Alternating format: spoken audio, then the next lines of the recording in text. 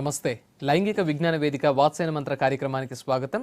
శృంగారపరమైన మరియు సంతానలేమికి సంబంధించి మీ సందేహాలకు చక్కని పరిష్కార మార్గాలు అందజేయడానికి ప్రముఖ వాజీకరణ వైద్యులు డాక్టర్ లక్ష్మీప్రసాద్ గారు మనతో స్టూడియోలో ఉన్నారు. మీ సందేహాలన్నింటికీ చక్కని పరిష్కార మార్గాలు అందజేస్తారు. నమస్తే డాక్టర్ గారు. నమస్తే సార్. వాత్సాయన మంత్ర కార్యక్రమానికి స్వాగతం సార్. సార్ చెప్పండి, లైఫ్ స్టైల్ డిజార్డర్స్ అనేవి ఈ శృంగారపరమైన సమస్యలు ఏ విధంగా మనకి ఉత్పన్నమయ్యే అవకాశం ఉంది? ఇప్పుడు ప్రజెంట్ ఉన్న పరిస్థితుల్లో ఈ లైఫ్ స్టైల్ డిజార్డర్స్ ఏవైతే ఉన్నాయో, లైఫ్ స్టైల్ డిజార్డర్స్ అంటే ముఖ్యంగా మన దైనందిన జీవితంలో మనం పనిచేసేటువంటి పరిస్థితులు, చుట్టూ ఉన్నటువంటి వాతావరణ పరిస్థితులు కావచ్చు, లేదంటే మనం కూర్చునేటువంటి పోస్చర్స్ కానీ, మనం పనిచేసేటువంటి విధానం కానీ, పద్ధతి కానీ, వీటిలో తేడాలు ఉన్నప్పుడు, అదేవిధంగా తీసుకునేటువంటి ఆహారంలో సమతుల ఆహార లోపం ఉండటం వల్ల కానీ వీటి వల్ల ఉత్పన్నమైనటువంటి సమస్యల్ని లైఫ్ స్టైల్ డిజార్డర్స్ అంటం జరుగుతుంది. దానిలో ప్రధానంగా వెన్నెముక మీద ఎక్కువ ప్రభావం చూపడానికి అవకాశం ఉంటుంది. దానిలో మెడ ఎముక సంబంధించినటువంటి సర్వైకల్ స్పాండిలోసిస్ అనేటువంటి పరిస్థితి కానివ్వండి, అదేవిధంగా నడుముకు సంబంధించినటువంటి లంబార్ స్పాండిలోసిస్ అనేటువంటి సమస్య కానివ్వండి, ఈ రెండు సమస్యలు ప్రధానంగా ఇప్పుడున్నటువంటి పరిస్థితుల్లో ప్రతి ఇంటికి 2 నుంచి 3 ఎక్స్పెక్ట్ చేయొచ్చు మనం. అది లేడీస్ పూర్వకాలంలో ఏంటంటే ఎక్కువగా లేడీస్లో వచ్చేది. సో ఈ సమస్య అంటే మెడ ప్రాబ్లం కానివ్వండి, నడుము సమస్య కానివ్వండి, ఈ రోజున అంటే అది కూడా ఎందుకు మెయిన్ కారణం, లేడీస్ బయటికి రాకుండా ఎక్కువగా అంటే సూర్యరశ్మి కూడా తగలకోకుండా ఇంట్లోనే ఎక్కువ కాలం పనిచేయటం వల్ల విటమిన్ డి లోపం, కాల్షియం డెఫిషియన్సీ, వీటి వలన వాళ్ళకి ఆ సమస్యలు వచ్చేది. ఇప్పుడు ఈ రోజున చిన్న వయసులో, అతి చిన్న వయసులో 16-17 సంవత్సరాలకే కనిపిస్తుంది. అది మగవారికి ఆడవాళ్ళకి ఇద్దరికి. మెయిన్ కారణం ఏంటి? దీనికి సంబంధించి మనం ఉన్నటువంటి పరిస్థితులు పూర్తిగా మారటం, మన లైఫ్ స్టైల్ మొత్తం చేంజ్ అవ్వటం, కూర్చునే పొజిషన్స్ చేంజ్ అవ్వటం.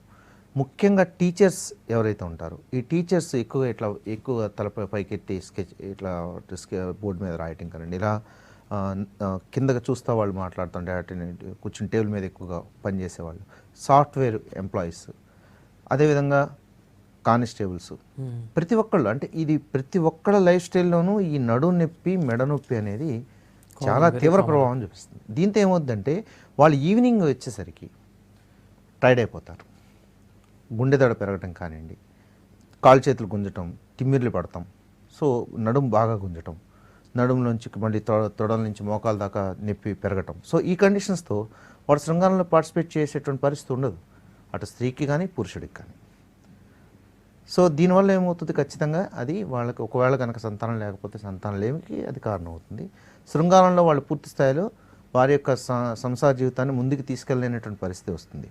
వీటితో పాటుగా ఇరిటబుల్ బౌల్ సిండ్రోమ్ అని, అది ఈ మధ్య వచ్చింది కాదండి, ఇప్పటి నుంచి ఉన్నది, కానీ ఇప్పటి నుంచి పెరిగింది.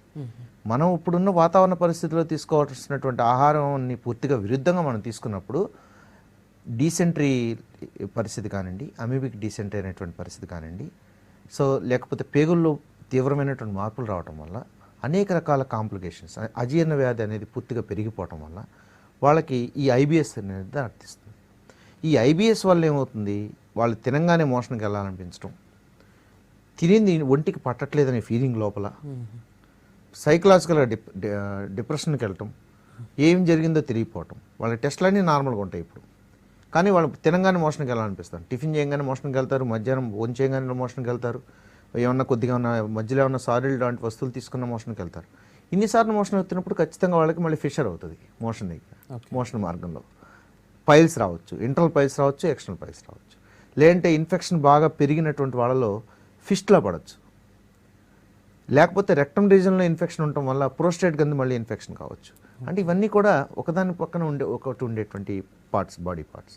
సో ఎప్పుడైతే క్రానిక్ ఇన్ఫెక్షన్స్ కనుక ఉన్నట్లయితే అవి పక్కన ఉన్నటువంటి బాడీ పార్ట్స్, శరీర భాగాలకి అవి ఎక్కువగా మళ్ళీ అక్కడ వ్యాప్తి చెందడానికి దోహదం పడేటువంటి అవకాశాలు ఉంటాయి.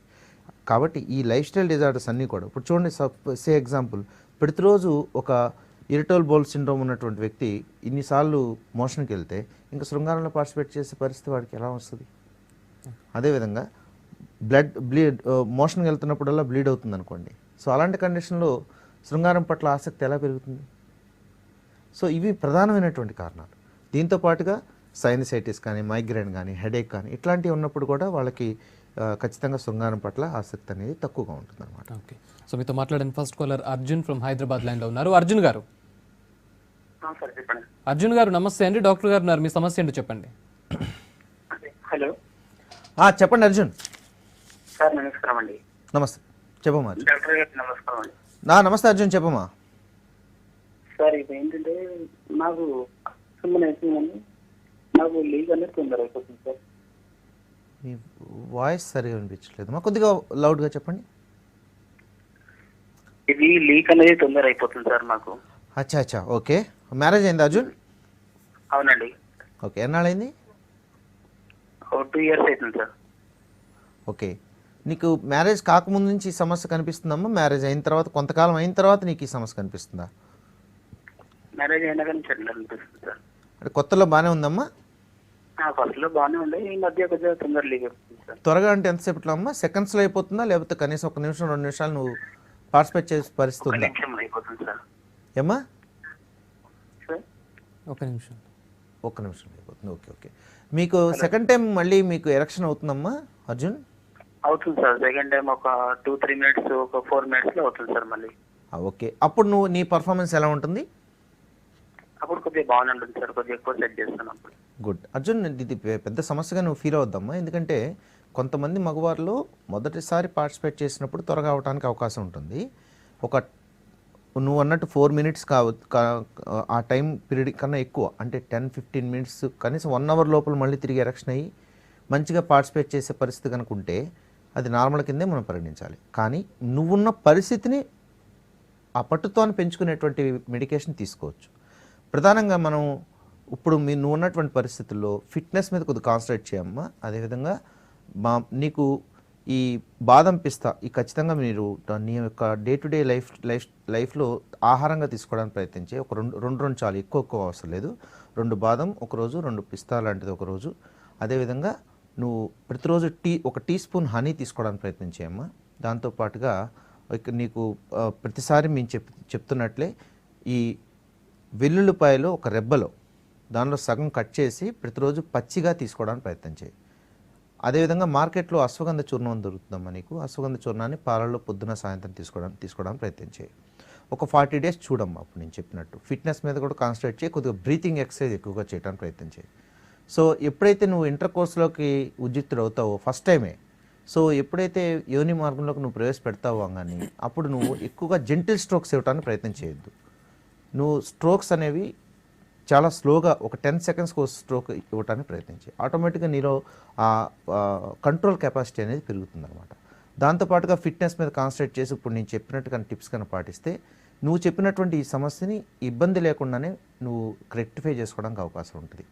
ఈ 40-45 daysలో కనుక ఇంప్రూవ్మెంట్ లేకపోతే ఖచ్చితంగా దీనికి ఇంటర్నల్ మెడిసిన్స్ ఉంటాయి. అంటే కొంతమంది మగవారికి ఒక 35-40 years ఏజ్ గ్రూప్లో ఉన్నటువంటి వాళ్ళకి కొంత ఇంటర్నల్ మెడికేషన్ కూడా అవసరం ఉంటుంది, సపోర్టింగ్ థెరపీ అనమాట. ఒక 2-3 months కనుక మనం ఇంటర్నల్ మెడికేషన్తో తీసుకున్నట్లయితే ఖచ్చితంగా ఈ ప్రాబ్లం నుంచి పూర్తిగా బయటకు వచ్చేస్తారమ్మా. కాబట్టి నేను చెప్పింది ఫాలో అయ్యి ఒకవేళ ఇబ్బంది కనుక ఆ ఇంప్రూవ్మెంట్ కనుక రాకపోతే ఇమీడియట్గా ఒకసారి కనిపించు. రైట్. అయితే ఈ ఫిట్నెస్ సంబంధించి చాలామందికి కొన్ని రకాల అపోహలు, అనుమానాలు ఉంటాయి. ఈ ఫిట్నెస్ అనేది చాలా వరకు ఇంపార్టెంట్ అని చెప్తుంటారు. అంటే ఒక మినిమం ఫిట్నెస్ ఉండాలి అని చెప్పి. ఓవర్ ఫిట్నెస్ ఎంతవరకు దీనికి దారితీస్తుంది? అంటే కొంతమంది మజిల్స్ పైన ఎక్కువ కాన్సన్ట్రేట్ చేస్తూ ఉంటారు. ఓవర్ బాడీ మెయింటైన్ చేయడం అది ఈ సెక్సువల్ లైఫ్ ఏ విధంగా ప్రభావితం చేస్తుంది? Very good question Ravindra, very good. Actually ఇప్పుడు ఈ ఫిట్నెస్ అనేది చాలా అవసరం అని మేము అందరం చెప్తూ ఉంటాం, కానీ ఎంతవరకు ఎంత ఫిట్నెస్ ఉండాలనేది పెద్ద అవగాహన ఎవరికి ఉండదు. ఎవరినో మనం కంపారిజన్ చేసుకుని వాళ్ళ కండ్ల పెంచాలి, ఎగ్జాక్ట్లీ ఇంత మజలు ఉండాలి, సో ఇంత వెయిట్ లేపాలి, సో ఇలా ఫిట్నెస్ సెంటర్స్లో కానీ ఆ కంపారిజన్ ఎక్కువ ఉంటూ ఉంటుంది. యాక్చువల్లీ ఫిట్నెస్ అనేది కండల్లో ఉండదండి. మనం ఇప్పుడు సపోజ్ ఇప్పుడు క్రికెటర్స్ని ఎగ్జాంపుల్ తీసుకుందాం. వాడు 50 overs ఆడినా కూడా వాళ్ళలో ఆ అలసట అనేది రాకూడదు. అది ఫిట్నెస్ అంటే. మనం పనిచేసేటువంటి ఏదైతే వర్క్ కండిషన్స్ ఉంటాయో ఆ వర్క్ కండిషన్స్లో మనం టైర్డ్ కాకూడదు. That is called fitness. So ఇక్కడ ప్రధానంగా చూడాల్సింది ఏంటి, మజిల్ ఎంత ఉంది కానీ కాదు వాడు. ఈ ప్రోటీన్ డైట్ అని, అదేవిధంగా దానిలో కొద్దిగా స్టెరాయిడ్స్ కలిపి మీరు మీ కండలు ఎంత పెరిగిపోతాయని 6 pack అని, సో అవన్నీ కూడా ఖచ్చితంగా హార్మోన్ మీద చాలా ఎఫెక్ట్ చూపిస్తున్నాయండి. చాలామంది వస్తున్నారు మా దగ్గరికి. సో వాడు మజిల్ చూస్తానికి చాలా బాగుంటాడు, చూడంగానే అబ్బాయి ఇతనికేంటి ఇంత బాగున్నాడు అనుకుంటాం. మీరే చెప్పారు కదా సార్ ఫిట్నెస్కి వెళ్ళమన్నా, నేను ఫిట్నెస్ వెళ్ళాను అయినా నా ప్రాబ్లం క్లియర్ కానీ. వాడు ఏం చేసి ఉంటాడు అక్కడ, వాళ్ళు ఏదో ఇన్ని డబ్బాలు ఇచ్చి ఉంటారు, ఆ డబ్బాలు తిని ఆ హార్మోన్ డెఫిషియన్సీ, ఆ టెస్టోస్టెరాన్ హార్మోన్ తగ్గిపోవటం, మళ్ళీ సపోర్టివ్ థెరపీ ఇచ్చుకోవాల్సిన పరిస్థితి వస్తుంది అక్కడ. మళ్ళీ హార్మోన్ ఇంక్రీజింగ్కి అది కాదండి. యాక్చువల్లీ సమతుల ఆహారం అనేది ఖచ్చితంగా అక్కడ ఒక డైటీషియన్స్ ఉంటారు. మీకేమైనా డౌట్ ఉంటే వాళ్ళని సంప్రదించడానికి ప్రయత్నం చేయండి. లేదు అంటే ఫిట్నెస్ అంటే ఎక్సర్సైజ్ కంపల్సరీ అవసరం, వ్యాయామం ఖచ్చితంగా అవసరం, ప్రాణాయామం అంటే ఈ బ్రీతింగ్ ఎక్సర్సైజ్ కూడా చాలా అవసరం.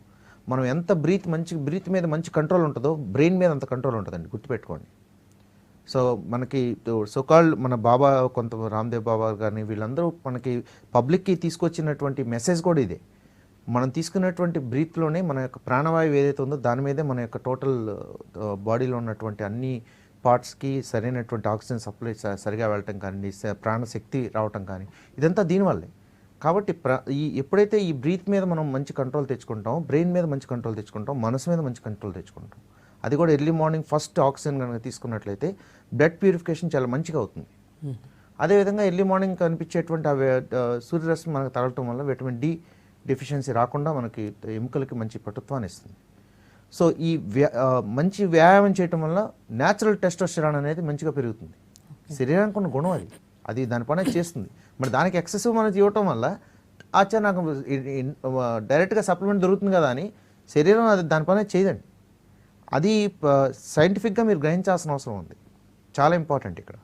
కాబట్టి ఫిట్నెస్ అంటే జనరల్ ఫిట్నెస్ మీద కాన్సన్ట్రేట్ చేయండి. ముఖ్యంగా 35 years అబవ్ వాళ్ళు కార్డియాక్ ఎక్సర్సైజ్ సరిపోతాయి వాళ్ళకి. డయాబెటిక్ ఉన్నవాళ్ళు కానీ అక్కడితో సరిపెట్టాలి. 6 years దాకా అవసరం లేదండి. అదేవిధంగా యువత కూడా మీరు కండల మీద ఎక్కువ దృష్టి పెట్టుకోకుండా ఫిట్నెస్ అంటే ఇప్పుడు సపోజ్ ఎగ్జాంపుల్ మీకు ఈ ఫిట్నెస్ తర్వాత మళ్ళీ ఏరోబిక్స్ అని చేస్తారు, అది ఫిట్నెస్ అంటే. ఎక్సర్సైజ్ అయిన తర్వాత కూడా ఫిట్నెస్ వాడు మంచిగా ఏరోబిక్స్ కనుక చేస్తే అంత స్టామినా ఉందంటే అది ఫిట్నెస్ అంటే. అలా ఎవరు చేయరండి, అంత స్థాయి దాకా ఉండరు, వాళ్ళు అలసిపోయి కింద పడిపోతారు. సో ఇలాంటి పరిస్థితులు చాలా కొన్ని చోట్ల అంటే అవేర్నెస్ లేని చోట కానివ్వండి, కొంత వ్యాపార పరంగా ఎక్కువగా ఆలోచించిన ఉండేటువంటి ఫిట్నెస్ సెంటర్స్లో ఈ రకంగా జరుగుతుంది. కాబట్టి అసలు విషయాలు ఏంటి, అసలు నిజమేంటి ఏంటి, సైంటిఫిక్గా ఎలా ఉంది ఏంటి అంటే సన్నగా ఉంటాడు వాడికి ఏంటి చూడంగానే నాకు అలా అయిపోవాలి, అలాంటి పహిల్వాన్ లాగా అయిపోవాలనే ఆలోచనలో ఈ ఎక్కువ తీసుకుంటాం అనేది జరుగుతుంది. మంచిగా పూర్వకాలంలో ఏ రకంగా అయితే వ్యాయామశాలల్లో చేసేవాళ్ళు మంచి 2 నుంచి 4 eggs తీసుకోండి రోజు. మంచి ఆహారం మామూలు డైట్ తీసుకోండి చాలు, ఖచ్చితంగా మంచి ఫిట్నెస్ మీరు ఖచ్చితంగా సాధిస్తారన్నమాట. సో ఈ ముడి బియ్యం తీసుకోవడం ప్రయత్నించి, ముడి బియ్యం అంటే కొద్దిగా పాలిష్ ఉన్న రైస్ తీసుకోండి. ఇదో ఫ్యాషన్ అయిపోయింది, బాగా వైట్ పాలిష్ ఉన్నటువంటి రైస్ని తీసుకోండి. ఫైన్ అది కాదండి, కొద్దిగా పట్టు ఉండాలి, తక్కువ పాలిష్ ఉన్నటువంటి రైస్ని వాడాలన్నమాట మనం. అదేవిధంగా మనం తీసుకునేటువంటి ఆహారంలో వెజిటబుల్స్ కానీ ఫ్రూట్స్ కానీ సాధ్యమైనంత వరకు ఎవరైతే గృహస్థులు ఉంటారో వాళ్ళకు చిన్న స్థలం ఉన్నా కూడా సొంతంగా కూరగాయలు చేయటమే మంచిదండి, అది తనకు తోచినట్టు. సో ఎందుకంటే ఇప్పుడు మనం ఉన్నటువంటి పరిస్థితుల్లో ఈ పెస్టిసైడ్స్ ఎక్కువ వాడటం కానివ్వండి, ఈ మాంసాహారంలో కూడా ఎక్కువ హార్మోన్ ఇంజెక్షన్స్ ఇచ్చినటువంటి ఆహారం మనకి అందుబాటులో వస్తుంది. చాలా బాధాకరం. కొద్దిగా ప్రభుత్వాలు కూడా దీని మీద దృష్టి సారిస్తే మంచిది. మొన్న మధ్య ఒక పేపర్లో చూసాం మనం, అది మూసీ నది నుంచి వచ్చే వాటర్తో వెజిటబుల్స్ తయారు చేసి ఇస్తున్నాను. చూడండి ఎంత దౌర్భాగ్యమైన పరిస్థితులు ఉన్నాం. 30 yearsకి క్యాన్సర్ రాకుండా ఎందుకు ఉంటుందండి? సో వీటి మీద మనం అవగాహన పెంచుకోవాలండి. ఏ డాక్టర్ దగ్గరికి వెళ్దాం, ఎంత మంచి మెడిసిన్ ఇచ్చాడు వాడు అంటే, ఒక ఎగ్జాంపుల్ ఒక డయాబెటిక్ పేషెంట్కి ఇన్సులిన్ మార్నింగ్ ఒక 30 units, ఈవినింగ్ ఒక 30 units తీసుకుంటున్నాడు అనుకోండి. ఈవినింగ్ అయ్యేసరికి ఒక 1/2 kilo స్వీట్ తీసుకుంటే ఏమైంది వాడి పరిస్థితి? అది లైఫ్ స్టైల్ అండి. తనకు ఫస్ట్ ఏం తెలియాలి, తనకు వచ్చినటువంటి ప్రాబ్లం ఏంటి, ఎలాంటి ఆహార పరిస్థితులు తను తీసుకోవాలి, ఎలాంటి లైఫ్ స్టైల్ తను పాటించాలి. అప్పుడు తక్కువ మెడికేషన్తోనే నేను నా యొక్క షుగర్ లెవెల్స్ని ఎంత కంట్రోల్లో పెట్టుకోవాలన్న ఆలోచన ఉంటే తన యొక్క లైఫ్ స్పాన్ అనేది చాలా ఎక్కువ పెరగడానికి అవకాశం ఉంటుంది. ఇప్పుడు ఇందాక నేను చెప్పినట్టు ఎగ్జాంపుల్ చేస్తే అతను ఇన్సులిన్ 100 units తీసుకున్నా కూడా ఎక్కువ కాలం బతికే పరిస్థితులు ఉండవండి. కాబట్టి లైఫ్ స్టైల్ ఖచ్చితంగా మనం పాటించాలి. సో ఈ లైఫ్ స్టైల్ డిజార్డర్స్ మీద కూడా మీకు మంచి అవగాహన రావాలి. దాన్ని ఎలాంటి ప్రివెంటివ్ మెజర్స్ తీసుకుంటే, మెడిసిన్స్ కాదండి, ఏ మెడిసిన్ తీసుకుంటే నాకు పెయిన్ తగ్గుద్ది ఇది కాదు, ఎలాంటి పరిస్థితుల్లో నేను పనిచేస్తున్నాను, దేనివల్ల ఈ పెయిన్ వచ్చింది, దాన్ని ముందు రెక్టిఫై చేసుకుని ప్రాబ్లమ్ని క్లియర్ చేసుకుని మళ్ళీ అది తిరిగి రాకుండా చేసుకుంటే ఖచ్చితంగా మీ లైఫ్ స్టైల్ కూడా బాగుంటుంది, శృంగార సమస్యలు కూడా చాలా తక్కువ రావడానికి అవకాశం ఉంది. రైట్, మీతో మాట్లాడడానికి హైదరాబాద్ నుంచి రమ్య లైన్లో ఉన్నారు. రమ్య గారు. హలో. రమ్య గారు నమస్తే అండి, డాక్టర్ గారు ఉన్నారు, మీ సమస్య ఏంటో చెప్పండి. హలో. హలో చెప్పండి అమ్మా రమ్య. సార్ నాకు 38 years ఉంటాయి, మా వారికి 40 years ఉంటాయి సార్. ఓకే, హలో వింటున్నాను, చెప్పండి అమ్మా. తను చాలా సేపు పార్టిసిపేట్ చేస్తారు కానీ స్పర్మ్ కౌంట్ చాలా తక్కువ ఉంటుంది సార్, సెమన్ అనేది లీక్ అవ్వదు. ఓకే, పిల్లలు ఉన్నారమ్మా ఇప్పటికి మీరు? ఒక బాబు ఆటిజం బాబు ఉన్నాడు సార్, ఒక పాప ఉంది. నాకు మళ్ళీ ఇంకో నెక్స్ట్ ఛాన్స్ తీసుకుందాం అనుకున్నాను. ఓకే, కౌంట్ ఎంత ఉందమ్మా ఆయనకి? ఏమండి కౌంట్ ఎంత ఉందమ్మా? కౌంట్ తక్కువ ఉందని చెప్పారు కదా, ఎంత ఉంది? ఇప్పుడైతే అసలు సెమన్ అనేది లీక్ అవుతుంది సార్, అసలు వీర్యం బయట లీక్ అవుతుంది సార్, అసలు ఓకే స్ట్రాంగ్ గానే ఉంటది. ఓకే ఓకే అమ్మా. సో ఇప్పుడు మీ వారు ఉన్న పరిస్థితుల్లో హైపో వాల్యూమ్ అంటే హైపోస్పెర్మ్ అనేది స్పెర్మటోజెనిసిస్ అనేది జరుగుతున్నట్టు అనిపిస్తుందమ్మా. మీకు మెయిన్గా ఈ వాల్యూమ్ రాకపోవడానికి ముఖ్య కారణాలు ప్రోస్టేట్ గ్లాండ్లో కనుక సిస్ట్ లాంటిది ఏమైనా ఉంటాయి, ఏమైనా అడ్డు తగులుతూ ఉన్నప్పుడు కానీ, లేకపోతే హార్మోన్ డెఫిషియన్సీలో కూడా వాల్యూమ్ తగ్గడానికి ఎక్కువ ఆస్కారం ఉంటుందన్నమాట. ఒకసారి ఇప్పుడు నేను చెప్పినటువంటి టెస్ట్లు అయితే మీ హస్బెండ్ని చేయించండి. ఈ ఫస్ట్ బాబు ఆటిజం కండిషన్స్ కనిపించినాయని చెప్తున్నారు. సో మొదటి నుంచి కూడా మీ వారికి ఏమన్నా ఈ సెమన్ వీక్ అంటే క్వాలిటీ సెమన్ కనుక లేనట్లయితే ఖచ్చితంగా ఇలాంటి పరిస్థితులు వచ్చేటువంటి పుట్టబోయే పిల్లలకి కొంత ఇలాంటి వైకల్యాలు రావడానికి ఎక్కువ ఆస్కారం ఉంటుంది. కాబట్టి మ్యారేజ్ బిఫోరే మేము ఖచ్చితంగా ప్రతి మగవారిని కానీ ఆడవాళ్ళని కానీ టెస్టులు చేయించుకోండి. సో టెస్టులన్నీ బాగున్నప్పుడే మీరు మంచిగా మ్యారేజ్ చేసుకోండి అనేటువంటి ఒక సందేశాన్ని అయితే ఇస్తున్నాం. సో ఇది ఒక మంచి అలవాటు కూడా చేసుకుంటే మంచిదండి. సో ఇప్పుడు మీ హస్బెండ్ ఉన్న పరిస్థితుల్లో అల్ట్రాసౌండ్ స్క్రోటమ్ అనే టెస్ట్ చేయించండమ్మా. FSH, LH, ప్రొలాక్టిన్ అనేటువంటి హార్మోన్ టెస్టులు చేయించండి. టెస్టోస్టెరాన్ లెవెల్స్ అనేటువంటి పరీక్ష కూడా చేయించండి. అదేవిధంగా మీరు ఎక్కడున్నారు, హైదరాబాద్లో ఉన్నట్లయితే మంచి ల్యాబ్లో TRUS ట్రాన్స్ రెక్టల్ అల్ట్రాసౌండ్ స్కాన్ అంటే మోషన్ మార్గం నుంచి స్కాన్ తీస్తారమ్మా. సో దీనివల్ల ఏంటంటే ప్రోస్టేట్ గ్లాండ్ ఎలా ఉంది, ప్రోస్టేట్ గ్లాండ్ పక్కన ఉన్నటువంటి సెమినల్ వెసికల్స్ ఎలా ఉన్నాయి, అక్కడ ఉన్న సిస్ట్ లాంటిది కానీ ఏమైనా అడ్డుపడుతుందా అనేది మనం క్లియర్గా అర్థం చేసుకోవడానికి అవకాశం ఉంటుంది. అంటే హార్మోన్స్ ఏంటంటే టెస్టికల్స్లో స్పెర్మటోజెనిసిస్ చేయడానికి ఉపయోగపడతాయమ్మా. టెస్టికల్స్లో స్పెర్మటోజెనిసిస్ జరుగుతున్నా కూడా అంటే వీర్య కణాలు అనేది టెస్టికల్స్లోనే పుడుతూ ఉంటాయి. ఈ ఈ కణాలు శుక్ర కణాలు ఏమో టెస్టికల్స్ నుంచి పుడతాయమ్మా. ప్రోస్టేట్ గ్రంథి నుంచి దాని నుంచి వచ్చే సెక్రెషన్స్ పుడతాయి. అంటే బయటకు మీకు తెల్లగా కనిపించే జిగురు వంటి పదార్థం ప్రోస్టేట్ గ్రంథి నుంచి వస్తుంది. సో ఈ రెండు కూడా రావట్లేదు అనేటటువంటి కంప్లైంట్ మీరు చేస్తున్నారు. కాబట్టి మనం ఈ మూడు పరిస్థితుల్ని మనం గమనించాలి. హార్మోన్స్ ఎలా ఉన్నాయి, టెస్టికల్స్ ఎలా ఉన్నాయి, అదేవిధంగా వీర్య కణాలు ప్రయాణించేటువంటి మార్గం ఎలా ఉంది, ప్రోస్టేట్ గ్రంథి ఎలా ఉంది. ముఖ్యంగా మనం చూడాల్సిన అంశాలు ఇవన్నమాట. సో ఈ టెస్టులు మీకు చెప్పడం జరిగింది. ఆ టెస్టులు చేయించుకుని మీ హస్బెండ్ని తీసుకురండి. భయపడాల్సిన అవసరం లేదు. ఖచ్చితంగా 40 years కాబట్టి ఖచ్చితమైన మంచి రిజల్ట్స్ కనిపిస్తాయి. ఎవిడెన్స్ బేస్డే మనం ఇస్తున్నాం కాబట్టి ఒకసారి మీరు ఆ రిపోర్ట్స్ తీసుకుని కనిపిస్తే మంచిది.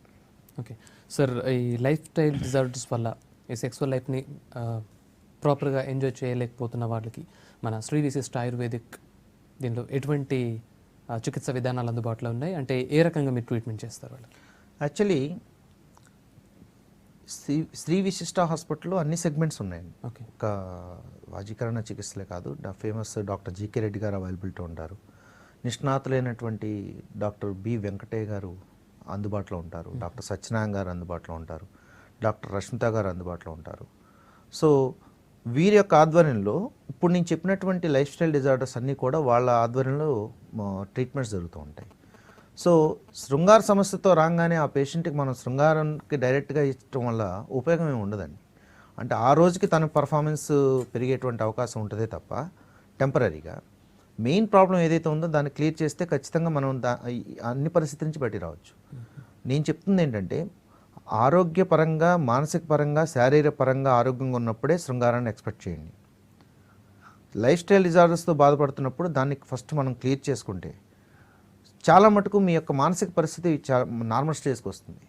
తెల్లారులేస్తే మెడ నొప్పి, నడు నొప్పి, ఇలా మోషన్ ప్రాబ్లంతో బాధపడేవాళ్ళు సైకలాజికల్ కండిషన్ చాలా వరస్ట్గా ఉంటుంది. వాళ్ళు శృంగారాన్ని ఎక్స్పెక్ట్ చేయడం అనేది కొంచెం మనం ఆలోచించాలి.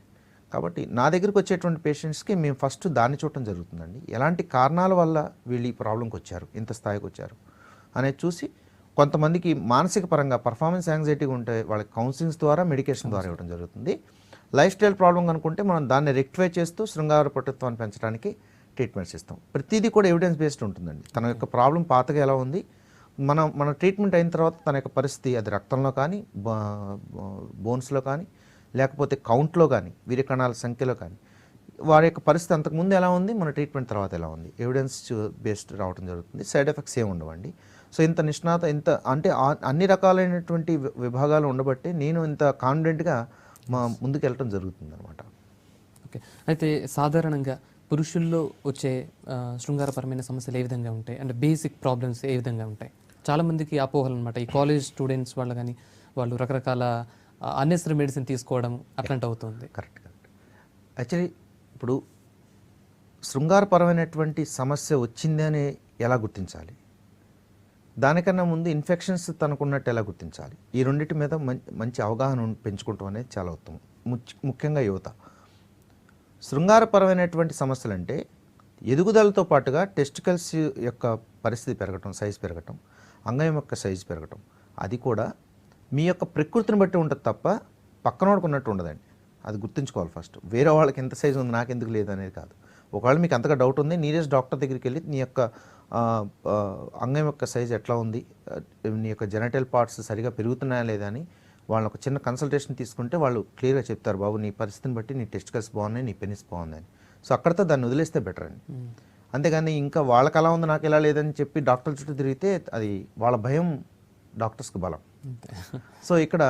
సో కాబట్టి శృంగారపరంగా మెయిన్ ప్రాబ్లమ్స్ ఏంటి, టెస్టికల్స్ సరిగా ఉన్నాయా లేదా ఫస్ట్ చూసుకోవాలి. 2 టెస్టికల్స్ సరిగా స్క్రోటంలో ఉన్నాయా లేదా. అదేవిధంగా హార్మోన్ డెఫిషియన్సీ లాంటిది ఏమన్నా కనిపిస్తుందా, అంటే ముఖ్యంగా తనకి ఈ మీసాలు గడ్డాలు ఏవైతే ఉంటాయో యుక్త వయసులో సరైన టైంకి వస్తున్నాయా రావట్లేదా. ఒకవేళ టెస్టికల్స్లో పెయిన్ వస్తుంది, వెంటనే డాక్టర్ సంప్రదించాలి. మూత్రంలో మంట వస్తుంది, వెంటనే డాక్టర్ని సంప్రదించాలి. అంగంలోంచి నొప్పి వస్తుంది, డాక్టర్ని సంప్రదించాలి. అంగం యొక్క పూర్వచరం వెనక్కి వెళ్ళటలేదు, డాక్టర్ని సంప్రదించాలి. ఇది ముఖ్యంగా ఇన్ఫెక్షన్ సంబంధించి. అదేవిధంగా శృంగారపరంగా శీఘ్రస్ఖలనం అని, అంగం గట్టిపడిపోవటం అని, సో లాస్ ఆఫ్ లిబిడో అంటే కోరికలే లేకపోవడం అనేటువంటి కండిషన్స్ ఉంటాయి. అది మంచి డాక్టర్ని కనుక మీరు కలిసినట్లయితే ఖచ్చితంగా మీ యొక్క పరిస్థితిని వాళ్ళు వివరించడం జరుగుతుంది.